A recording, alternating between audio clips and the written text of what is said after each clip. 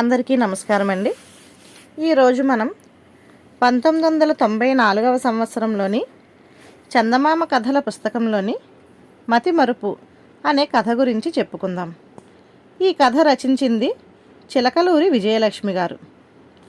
రంగాపురంలో ఉండే వెంకటయ్యకు కోపం ఎక్కువ. అయిన దానికి కానిదానికి భార్య మీద పెద్దగా కేకలేస్తూ ఉండేవాడు. దీనికి తోడు ఆయన భార్య సీతమ్మ పెద్ద మతిమరుపు మనిషి. అందువల్ల ఆయన కోపాన్ని అదుపు చేయడం ఎవ్వరి వల్ల కాని పనిగా ఉండేది. వెంకటయ్య భార్యను గట్టిగా కోప్పడుతున్నప్పుడు ఇరుగు పొరుగులు చూసి చూడనట్టు చూసి ముసిముసి నవ్వులు నవ్వుకునేవాళ్ళు. ఇది సీతమ్మకు భర్త కోప్పడి తనను నానా తిట్లు తిట్టేదానికంటే అవమానంగా ఉండేది. అయితే ఆమెకు భర్త కోపాన్ని తగ్గించే ఉపాయం ఏదీ తోచలేదు. ఇలా ఉండగా ఒక సాయంత్రం వెంకటయ్య పొలం నుంచి తిరిగి వస్తూనే సీతమ్మను, పొద్దున్న పొలం వెళుతూ నీకు 1-2 సార్లు చెప్పెళ్ళాను, బట్టలు ఉతికావా అని అడిగాడు. అయ్యో నా మతిమరుపు మండ, మరిచేపోయాను అన్నది సీతమ్మ.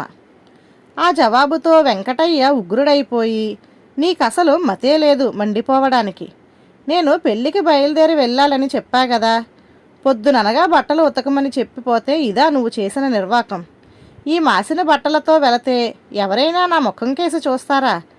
అయినా నిన్ను కట్టుకున్నందుకు అవమానాలు భరించాల్సిందే. అంతా నా కర్మ.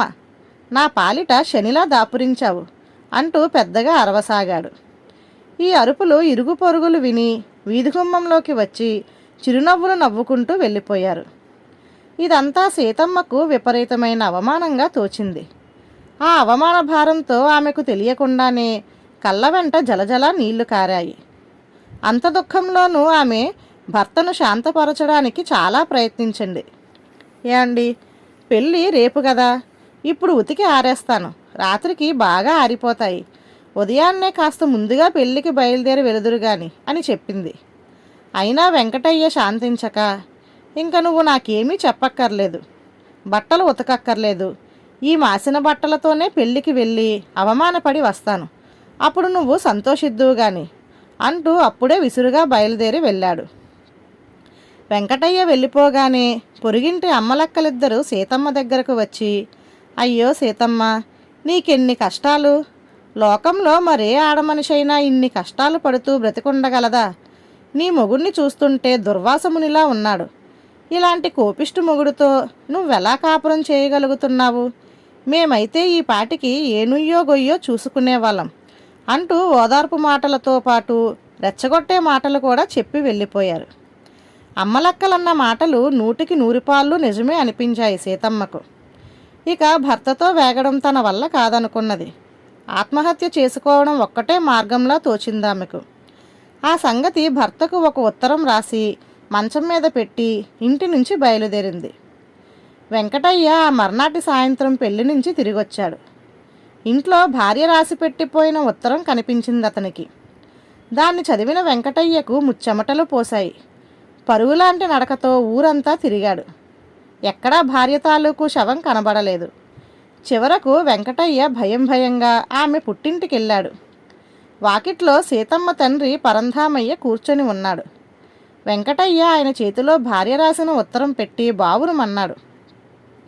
పరంధామయ్య ఉత్తరం శాంతం చదివి వెంకటయ్యతో, అల్లుడు, నిన్న సాయంత్రం నువ్వు పెళ్ళికి వెళ్ళాక సీత ఈ ఉత్తరం రాసినట్టున్నది.